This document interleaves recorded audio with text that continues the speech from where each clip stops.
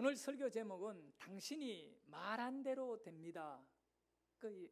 우리는 말한 대로 된다는 겁니다. 이 말씀을 깊이 여러분이 묵상하고 받아들여야 됩니다. 내 삶은 어떻게 만들어지는가? 내가 말한 대로 된다는 사실입니다. 말한 대로 살아간다라고 하는 말이 있지 않습니까? 여러분이 지금 어떻게 살아왔느냐, 또 앞으로 어떻게 살아가느냐, 여러분의 삶의 방향과 내용을 결정짓는 것은 여러분의 언어입니다. 사람들은요, 다 언어에 습관이 있습니다. 그 말이 하나의 습관으로 형성되어 있다는 겁니다. 여러분은 어떤 습관을 갖고 있나요? 개개인이 다 언어 습관이 있을 건데 여러분 자신이 한번 생각해 봐야 됩니다. 저는 많은 사람들이 하는 언어의 습관이 좋은 면보다도 부정적인 면을 먼저 보게 됩니다. 주로 죽겠네라고 하는 말을 너무 많이 사용합니다. 그래서 죽는 거예요. 배고파 죽겠네, 돈 없어 죽겠네, 귀찮아 죽겠네, 피곤해 죽겠네, 그러다가 또 미치겠네. 정말 미칠 노릇입니다. 우리 언어가 그런 말들로 채워져 있기 때문에 삶이 죽을 것 같이 힘든 것입니다. 자기도 모르게 내뱉는 이런 말들이요, 얼마나 여러분의 마음과 삶을 정말로 피곤하게 만들고 또 불행하게 만들고 있는가, 이것을 경계해야 합니다. 여러분의 삶을 바꾸고 싶습니까? 정말 살맛나고 행복한, 그리고 하루하루가 의미 있고 설레이는 그런 삶을 살기를 원한다면 삶이 바뀌어져야 되는 거예요. 제가 볼 때에는 삶을 바꾸려면 다른 거 필요 없어요. 언어를 바꿔야 돼요. 여러분의 말을 바꾸면 반드시 삶은 바뀌어집니다. 어떤 말로 바꿔야 하는가? 그에 대한 대답은 두 가지입니다.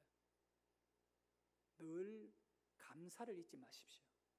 아무리 힘들고 원망, 불평이 나오는 환경에서도 일단은 내 삶을 바꿔야 되니까 원망에서 축복으로 바뀌어야지, 감사로 바뀌어야 하잖아요. 그러면 말을 먼저 감사하셔야 돼요.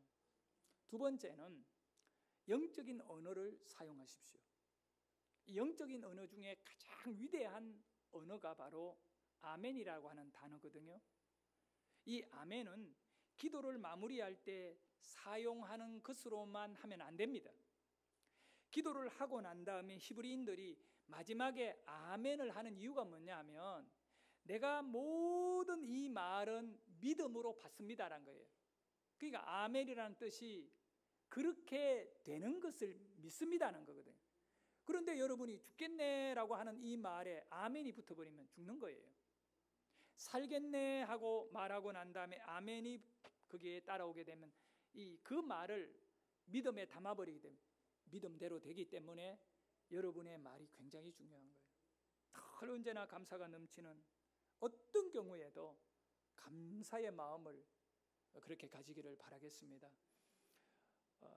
하나님께서 이스라엘 백성 믿는 사람들에게 주신, 보통 우리 하나님은 인간들을 상대로 내 삶을 두고 맹세한다 이러지 않아요.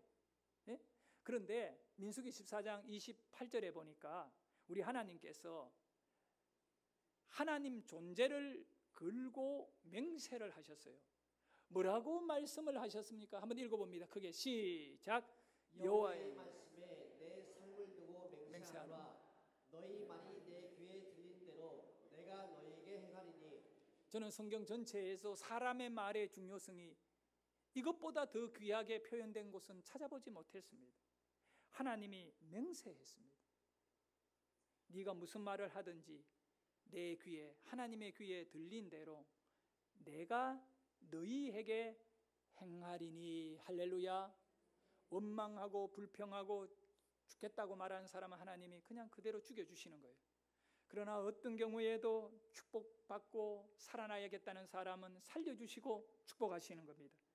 그래서 여러분은 오늘 여러분의 말이 여러분의 인생이라는 것을 명심하시고 여러분의 자녀들이나 어린 아이들에게 언어에 좋은 축복의 언어, 선한 말을 길들이도록 그렇게 해야 할 것입니다. 그 욕쟁이들이 있잖아요. 욕을 잘하는 분들은 입만 열면 욕을 갖고 하고, 또 어떤 분들은 욕을 구수하게 해가 그게 좋은 양 하고, 아이고 욕해야 이 당신의 가치는 높아집니다. 그럴 때가 있어요. 속지 마세요. 그런 모든 것은 우리를 망하게 만드는 것입니다. 근데 이제 하나님의 존재에 대해서 돌아볼까요? 창세기 보면 하나님께서 인간을 만드셨어요. 인간을 만들 때 그 재료와 내용의 특징을 정확하게 밝혀주셨어요. 창세기 1장 27절에 보면 하나님이 사람을 만드셨는데 자기 형상이라고 말합니다. 모양을 말하거든요. 곧 하나님의 형상대로 사람을 창조하시되, 사람은 만들어진 존재입니다. 하나님이 만드셨습니다. 그런데 어떻게 만들었느냐 하면 하나님의 형상으로 만들었습니다. 그 형상이란 말은 모양이다, 모양. 그런데 여러분 한번 생각해 보세요. 하나님이 어떤 모양을 갖고 있습니까? 여러분 하나님 모양 본 적이 있나요? 없습니다. 근데 이 말씀은 도대체 뭐라고 우리가 이해를 해야 합니까? 어떻게 받아들여야 합니까? 하나님의 형상으로 만들었다. 그런데 성경은 우리에게 요한복음에도 나와 있습니다. 하나님은 영이시니, 하나님은 영이다는 겁니다. 그래서 눈으로 못 보는 겁니다. 하나님은 영이십니다. 하나님의 모양은 영인 거예요. 그래서 여러분은 첫째로 가장 중요하게 영을 깨달아야 됩니다. 영을 인정해야 됩니다. 자기의 영혼을, 그것을 살려내야 되는 겁니다. 영적인 것입니다. 두 번째는 뭐냐면 하나님의 형상이라는 것은 하나님은 로고스, 말씀이십니다. 하나님의 형상은 두 가지인 거예요. 영과 말씀인 거예요. 그래서 요한복음 1장 14절에 말씀하기를 말씀이 육신이 되어 우리 가운데 거하시며, 그분이 하나님이시고 예수님이십니다. 하나님은 누구라고요? 말씀인 겁니다. 하나님의 형상으로 인간을 만든 것은 인간이 말을 가진 존재가 된 것입니다. 인간의 이 말로서 하나님의 거룩한 형상을 드러내게 된다는 것입니다. 그래서 언어, 말은 너무나 중요한 겁니다. 하나님의 존재는 말, 언어와 그리고 영입니다. 그래서 창세기에 보면 하나님이 말씀하시는 분으로 등장합니다. 처음에 창세기 1장에 보면 천지 만물을 창조할 때 흑암이 가득한 세상이었습니다. 창세기 1장 3절을 읽어보도록 합니다. 시작. 하나님이 이르시되 빛이 있으라 하시니 빛이 있었고. 아멘. 여기 이르시되라고 하는 단어는요, 말씀하시되입니다. 하나님이 말씀이 있고 빛이 있었고, 말씀이 있고 천지가 창조되고, 말씀이 있어 이후에 하늘과 땅과 비와 그리고 바다와 모든 생물들이 말씀으로 만들어진 것입니다. 그래서 하나님은 말씀하시는 자입니다. 이 말이라는 것은 뭘 의미합니까? 이 커뮤니케이션이죠. 의사소통이 필요합니다. 상대가 있어야 됩니다. 그러니까 하나님은 왜 인간을 만드셨는가? 하나님의 본질이 말씀이시다 보니 우리 인간과 교제를 하시는 겁니다. 거룩한 교제를 하시기 위하여 하나님의 형상, 말하는 인간을 만든 거예요. 그래서 오늘 우리 인간들이 죄를 지어 타락해버렸습니다. 거기에 두 가지가 동시에 죄를 짓는 순간에 타락해버린, 영이 타락해서 우리의 영혼이 사탄 마귀에게 짓눌리게 된 겁니다. 그래서 예수 믿고 거룩한 성령으로 그 마귀의 영을 쫓아내고, 할렐루야. 성령은 생명입니다. 살리는 영이 우리에게 역사합니다. 그리고 또 하나는 언어입니다. 하나님의 말씀, 말로 존재하는 하나님. 오늘 우리가 언어를 가지고 고백을 하는 겁니다. 하나님 믿습니다. 믿음의 말을 할 때 우리의 언어가 생명으로 바뀌어지는 것입니다. 불신앙의 말을 하면 안 됩니다. 말은 하나님의 형상이기 때문에. 세상을 살아가면서 여러 가지 어려운 일들이 많이 일어나죠. 가슴 아픈 일들도 일어나고, 뭐 사업하는 분들에게서 사업이 어려워진다든가, 자녀들이 그때 회복할 수 있는 것은 돈이 아닙니다, 여러분. 건강의 문제, 약이 아닙니다.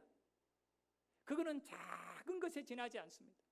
정말 중요한 것은 말입니다. 말로 하나님께 능력을 드러내야 됩니다. 망한 것은 성공하게 될 것이고, 병든 것은 치료하게 될 것이고, 무너진 것은 다시 회복하게 될 것이고, 깨어진 가정은 다시 세워지게 될 것이고, 말하는 것입니다. 기도하는 것이고, 우리의 입술로 축복하는 것이지요. 창세기 1장 3절에 보면 이르시되라고 하는 하나님의 말, 창조의 말, 그 이후에 어두움에 빛이 비춰버리고 그렇게 모든 것이 환하게 만들듯이 여러분에게도 하나님의 형상을 닮은 거룩한 하나님의 자녀들에게는 그 말에 능력이 있음을 믿으시기를 바랍니다. 그래서 어두움을 물리치고 날마다 승리하는 우리 성도님들 되기를 주의 이름으로 축원합니다. 하나님의 존재는 영과 말입니다. 여러분, 저도 영이 살아야 되고 말이 살아야 될 줄 믿으시기를 바랍니다. 그래서 저는 그렇게 생각합니다. 하나님이 오늘 우리에게 말씀을 주신 것은 우리를 살리려고 주셨어요. 그리고 여러분은 그 말씀을 받아가지고 가족들에게, 또 직장 동료들에게, 이웃 친구들에게 그 생명의 말을 하는 자가 되어야 됩니다. 그래서 하나님의 말씀은 생명이고 능력이고 치료이고 축복인 것입니다. 성경을 가까이 하셔야 돼요. 여러분, 이 성경이 얼마나 놀라운 건지 아세요? 이 성경의 말씀은 하나님의 말씀이에요. 모든 성경은 하나님의 감동으로 기록된 하나님의 말씀입니다. 그렇기 때문에 이 말씀을 가까이 하는 사람들은 하나님을 가까이 하는 것이고, 창조의 하나님께서 우리를 치료해 주시고 죽은 자를 살려주시고 정말 놀라운 역사가 여러분과 저에게 함께하는 줄, 말씀과 함께하는 줄 믿으시기를 바랍니다. 하나님께서 사람에게 주신 축복을 받아야 됩니다. 여러분, 우리가 지금 이 공간 안에서 이 등을 켜고 있어요. 전깃불을 켜고 환하게 예배를 드리거든요. 이 불 끄면요 깜깜해집니다. 그런데 이렇게 전깃불이 켜 있는 이유는 전기선을 통하여 전기가 들어오기 때문에, 에너지가 들어오기 때문에 이렇게 밝게 예배할 수 있는 겁니다. 집안에 수도관을 통하여 물이 들어오잖아요. 그래서 물이 쏟아내리는 거죠. 근데 여러분, 이걸 생각해요. 전기줄을 통하여는 물이 안 들어옵니다. 수도관을 통하여는 전기가 들어오지 않습니다. 사람들에게 주어지는 영적이고 또 현실적인 모든 삶의 상황의 축복은 어떻게 여러분에게 들어오느냐? 딱 하나입니다. 하나님의 축복은 말씀을 통하여 들어온다고 믿어야 됩니다. 전기는 전기줄, 물은 수도관을 통하여 들어오듯이 하나님의 축복은 내게 말씀을 통하여 들어오는 것입니다. 그래서 오늘 우리는 하나님의 말씀을 갖고 예배하고 그 말씀을 아멘으로, 믿음으로 받아들이는 것입니다. 잠언 우리가 읽었던 16장 24절의 말씀에 보면 한번 다시 읽어볼까요? 시작. 선한 말은 꿀송이 같아서 마음에 달고 뼈에 양약이 되느니라. 아멘. 여기 선한 말이 돼요. 선한 말, 진리의 말씀, 하나님의 말씀은 선한 것입니다. 하나님의 말씀은 우리 마음의 치료제가 되는 겁니다.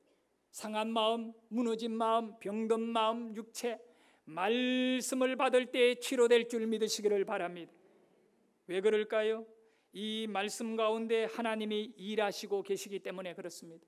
그런데 반대로 육체도 병들고 마음도 상하여지는 말들이 있다는 것을 아셔야 하는 겁니다.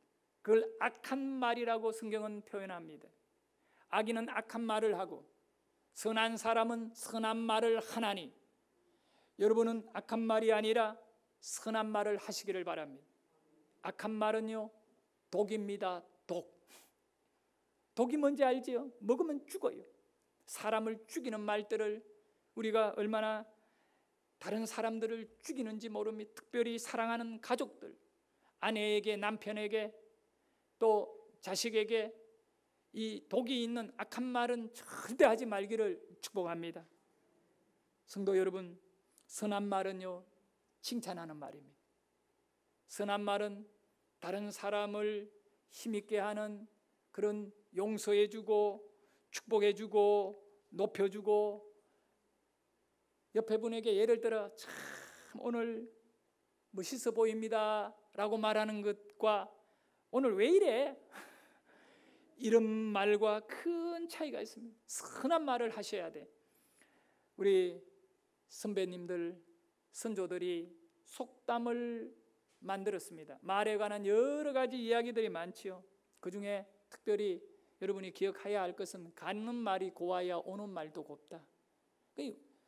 왜 사람들이 나를 제대로 참 잘 대해주지 않냐? 내가 가는 말이 나빴기 때문에 오는 말도 안 좋은 것입니다. 여러분, 좋은 말을 많이 하기를 원합니다. 발 없는 말이 천리 간다. 너무 쉽게 말하지 마십시오. 어떤 분들은 그렇게 이야기해요. 너만 알아라. 그러고 얘기했는데 알고 보니까 나만 몰랐고 다 알고 있는 얘기야. 그러니까 세상에 사람의 말은 비밀이 없어요. 그러니까 말 조심해야 됩니다. 같은 말이라도 다르고 다르다. 정말 말의 이 중요성을 의미하는 것이겠죠. 낱말은 새가 듣고 반말은 쥐가 듣는다. 새도 쥐도 이 말이 조심해라. 정말 남의 말은 함부로 하면 안 됩니다. 기독교적인 가치관으로 이런 말이 있어요. 말이 씨가 된다. 나는 이거는 정확하게 기독교의 가르침입니다. 여러분, 악한 말을 하는 사람은 악한 열매를 거두고요, 선한 말을 하는 사람은 선한 열매. 네가 무엇을 심든지 그대로, 여기 심는다는 건 말을 말하는 거예요. 우리가 좋은 말을 많이 하시기를 축복합니다. 예. 그리고 우리 어머니가요, 우리 아버지하고 부부 싸움을 하면서 수없이 외친 말이 오늘 저에게 이 말에 대한 교훈이 되었어요. 우리 아버지는 매일 술을 드시는 알코올 중독자이거든요. 하룻밤이라도 싸움을 안 하면 불안해가 못 잡니다. 빨리 싸우고 자야 돼요. 그러니 옛날에 왜 그렇게 살았는지 몰라. 어디 셋집을 하여간 27번을 이사를 다녔으니까 그 한 20년 세월에 한 27번을 다녔으니까 세다가 몇 번 빠진 것도 있어요. 그러니까 한 30번은 될 거야. 그렇게 이사를 다닌 이유가, 어느 집에 가면 6개월 넘어가지 못하는 이유는 주인집이 도저히 밀리는 월세 안 받을 거냐, 그냥 나가달래요. 왜요? 밤에 잠을 못 자는 거예요. 우리 아버지 술을 드시고 들어가 싸움해야 되니까 주인집이 할 일은 자다가 일어나서 잠옷바람으로 우리 방에 들어와 싸움 말리는 거예요. 참. 그런데 우리 아버님은 말을 너무나 어머니에게 상처를 맞아요.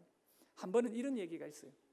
우리 어머니가 정유소 버스간에서 이렇게 계란을 삶아 파는 그 난전에, 그 시골에 완행버스 오면 이제 계란 파는 그 일을 하는데, 그런 과일 파고 계란 파는 아줌마들이 한 30명 돼요.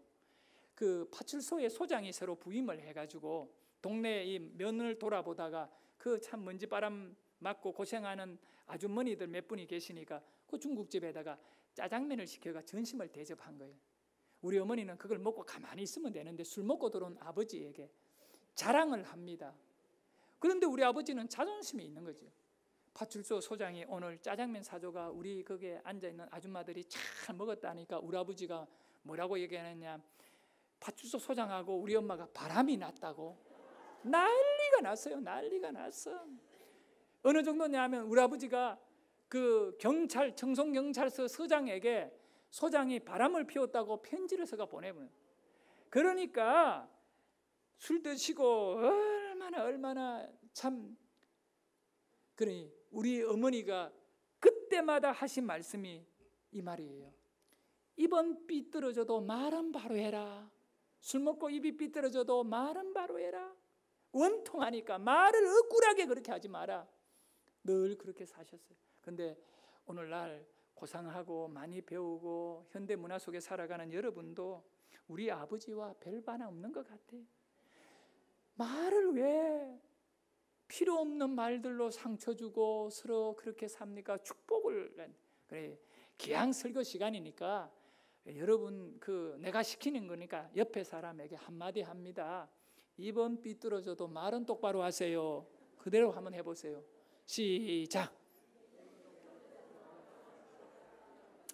어쩌면 옆에 사람에게 하는 얘기이지만 자기에게 하는 얘기가 되기를 원합니다. 예, 말을 똑바로 해야 돼요. 그리고 말 한마디로 천냥빚을 갚는다, 이런 말들도 있지요. 성도 여러분, 말의 힘은 인생의 방향을 결정해버립니다. 지금까지 슬픔의 인생을 살아왔다면 여러분은 슬픔의 말을 하고 살아왔기 때문에, 망하는 인생을 살아왔다면 망하는 말을 하고 살아왔기 때문에, 여러분 행복한 인생을 살고 있다면 행복한 말을 하고 살아요. 이거는 성경이 우리에게 말씀해 주고 있어요. 야고보서 3장 3절과 4절에 보면 두 가지를 얘기하고 있어요. 자, 한번 읽어봅니다. 빨리 크게 시작. 우리가 말들의 입에 자갈을 물리는 것은 우리에게 순종하게 하려고 그 온 몸을 제어하는 것이다. 또 배를 보라, 그렇게 크고 광풍에 밀려가는 것들을 지극히 작은 기도서 사공의 뜻대로 운행하나니. 이거는 두 절의 말씀, 3절 4절은 똑같은 얘기를 두 가지의 중요한 비유를 들은 거예요. 첫째는 들판에 풀을 뜯어먹고 사람을 태워 달리는 말, 그 말을 사용을 하는 건데 재갈을 물린다는 거예요. 이게 재갈이 입의 재갈입니다. 말을 말합니다. 그러면 말에게 재갈을 물리면 뭘 하는 겁니까? 방향을 결정합니다. 말이 오른쪽으로 가야 되는지 왼쪽으로 가야 하는지, 또 빨리 달려야 되는지 멈추어야 되는지를, 그 인생을 따지자면 삶을 결정한다는 거예요. 방향을 결정하는 것이 재갈입니다. 그 언어는 어떤 사람이든 간에 그 사람의 방향을 결정한다. 배의 작은 키가 배 전체를 움직이잖아요. 돌리면 다 움직여지잖아요. 그와 같이 키가 말이라는 겁니다. 그러니까 우리의 말이 우리의 인생의 방향을 결정합니다. 여러분, 살리는 축복의 인생이 되기를 축복합니다. 그 방향으로 가기 위해서는 그 말을 해야 된다는 거예요. 이 비밀을 깨달아야 됩니다. 예수님께서도 말의 중요성을 우리에게 얼마나 언급한지, 그래서 모범을 보이셨습니다. 예수님은 치료의 말을 많이 하셨습니다.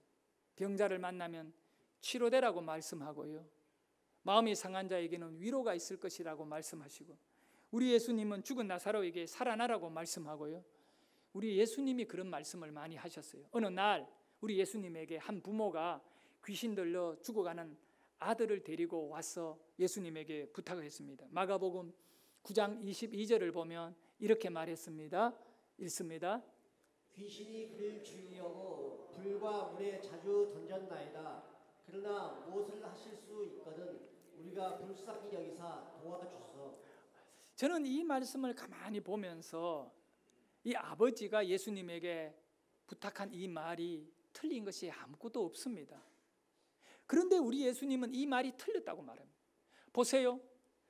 이 아버지가 내 아들이 불에도 들어가고 물에도 들어가고 죽어가고 있어요. 귀신 들려가지고 분별력이 없어요. 엉망입니다. 그러니까 무엇을 하실 수 있거든 우리를 불쌍히 여겨서 도와주세요. 얼마나 겸손합니까? 네? 도와줘야 됩니다 이러지 않잖아요. 도와주세요 하지 않잖아요. 하실 수 있으면 도와주십시오. 아주 이렇게 겸손하게 부탁하는 같이 보입니다. 그런데 우리 예수님은 이 아버지에게 그 죽고 사는 문제가 걸린 이야기를 너는 왜 이렇게 힘없는 말을 하느냐 호통을 칩니다. 23절에 보면, 마가복음 9장 23절에 보면 예수님이 하신 말씀이에요. 자, 읽습니다. 시작. 예수께서 이르시되 할 수 있거든이 무슨 말이냐, 믿는 자에게는 능히 못할 일이라고. 예, 할 수 있거든이 무슨 말이냐, 앞에서는 할 수 있거든이라고 말했던 거예요. 네 말이 틀렸다는 겁니다. 그래서 너 아들이 고침을 받을 수 없다. 지금 너가 말을 고쳐라. 그러면 귀신 들린 네 아들이 살아나게 될 것이다. 할 수 있거든이 무슨 말이냐? 네가 믿는다면, 믿음의 말을 한다면 네 아들 살아난다. 성도 여러분, 여러분의 인생을 바꾸기를 원하십니까? 아니, 바꾸셔야겠지요.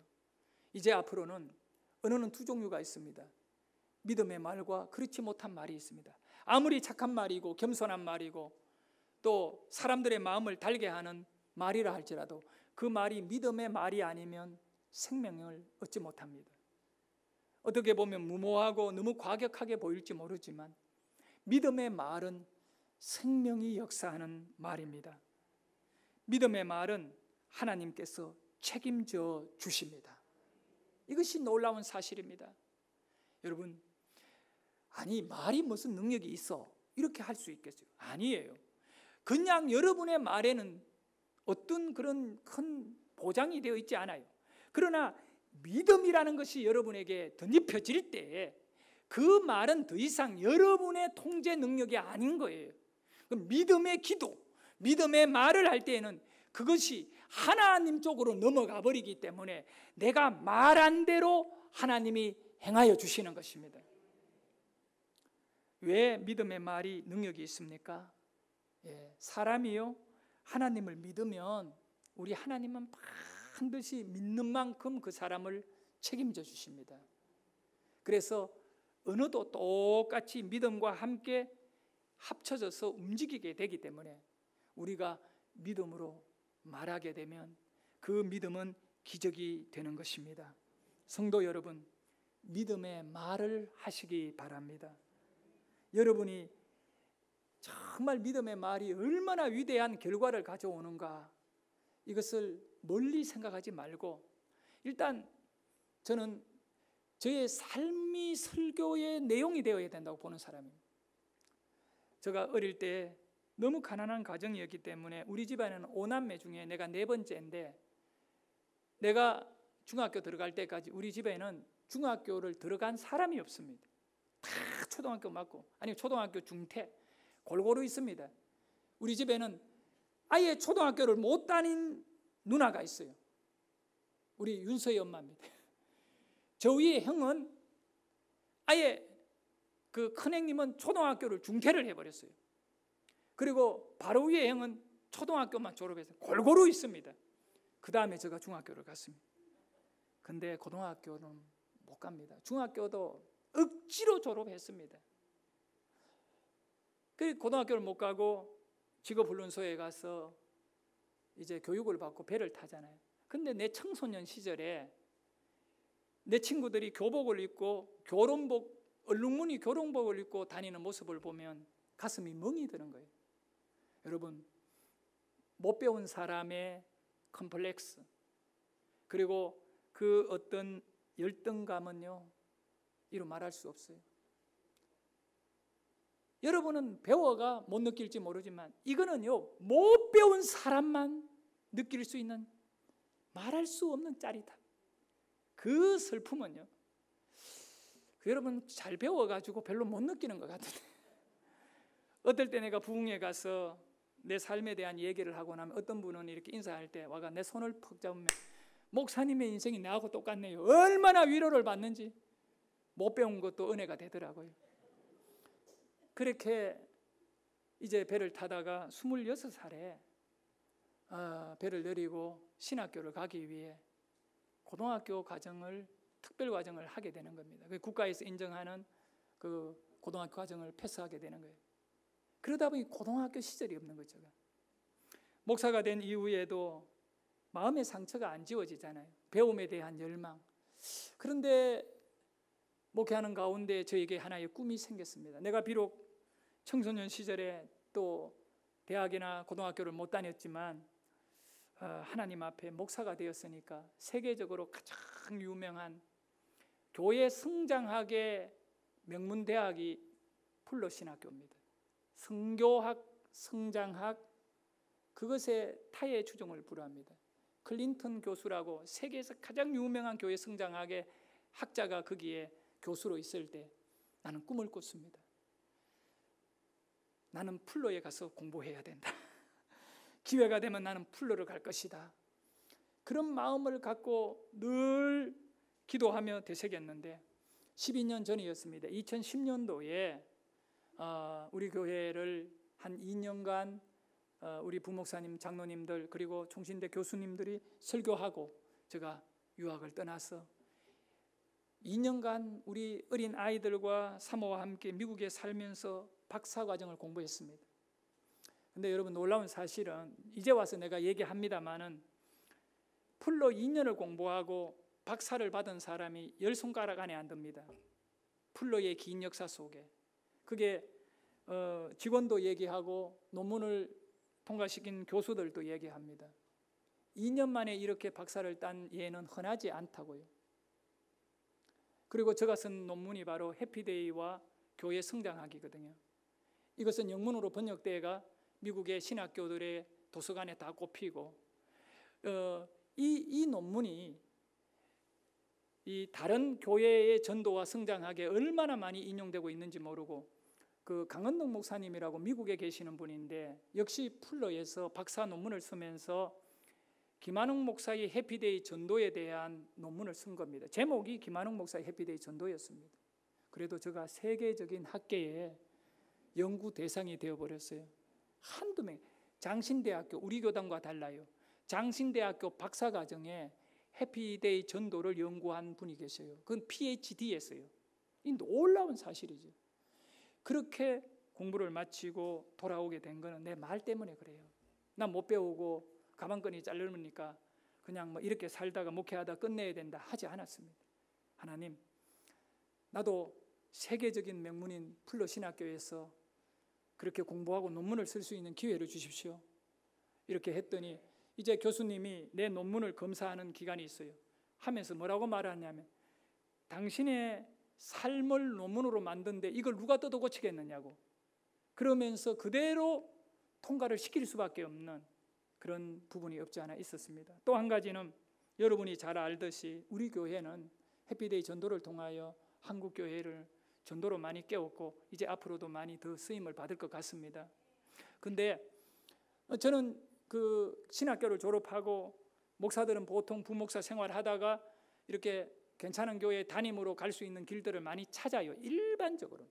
근데 나는 아예 그런 생각이 없는 독특한 사람이 신학교 다닐 때부터 개척을 해야 된다고 떠들고 다니면서 전도해야 된다. 내가 개척하는 이유는 전도를 해야 되니까 개척한다. 그러고는 딱 목사 안수를 10월 달에 받았는데 여기 군포의 은성교회에서 11월 달에 제가 개척을 했습니다. 아예 두 번 다시 돌아보지 않고 전도를. 그때 개척할 때 아내와 저 어린아이밖에 예리밖에 없었어요. 근데 그렇게 말하고 전도하고 우리 동기들이나 목사님들 모이는데 노예에 모이는데 만나면 내가 전도 외치니까 어떤 분들은 모임할 때 김한욱이 부르지 말해 판다 깬다고 맨날 전도나 떠들어대고 노는 분위기 다 깬다. 나는 그런 오해를 받은 사람입니다. 실제적으로. 그래서 어떤 노예 목사님 선배는 저를 불러요. 불러가 김한욱 너 혼자만 목회하니 맨날 전도 그러고 노예 모임도 안 나오고 너 뭐하니? 그러면서 나를 호되게 머럭하신 분이 계셔요. 그런데 그때 그래도 나는 전도하고 미쳐가 있었습니다. 그렇게 말하던 저를 통하여 한국 교회에 불신자를 살리는 전도를 하게 하신 것입니다. 성도 여러분, 저는 여러분에게 말씀드리고 싶은 것이 있습니다. 여러분의 말은 능력이 있습니다. 모든 사람의 말은 능력이 있어요. 예수를 믿든 안 믿든 그 말에는 왜냐하면 하나님이 그렇게 만드셨습니다. 끝으로 여러분이 기억하셔야 될 것이 있습니다. 믿음의 말에는 능력 정도가 아닙니다. 믿음의 말에는 기적이 일어납니다. 여러분에게 기적이 필요합니다. 목회는 기적으로 하는 것이죠. 믿음으로 하는 것이죠. 이제 앞으로 여러분의 언어를 바꾸십시오. 믿음의 말을 하십시오. 기적이 일어날 겁니다. 기적의 주인공이 될 것입니다.